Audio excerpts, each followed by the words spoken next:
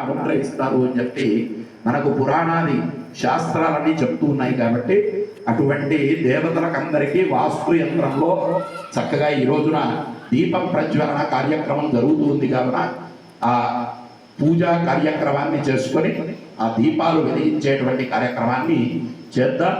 ఈ యంత్ర పూజ, ఈ దీప ప్రజ్వలన ద్వారా మీకు ఈ ఇంట్లో సమస్తమైనటువంటి వాస్తు దోషాలు, సమస్తమైనటువంటి ఈ భూ సంబంధమైనటువంటి దోషాలన్నీ కూడా, గృహ సంబంధమైన దోషాలన్నీ తొలగి ఈ ఇంట్లో సుఖశాంతులు, మనశ్శాంతులు కలగాలి అని చెప్పి ఒక్కసారి ఆ వాస్తు పురుషుడిని స్మరిస్తూ వాస్తు భగవానికి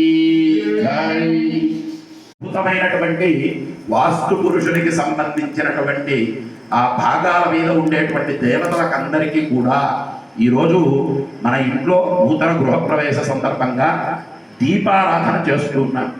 దీపం అంటే దివ్యత్వానికి సంకేతం. అది దేవతలకు శ్రీజై నమః.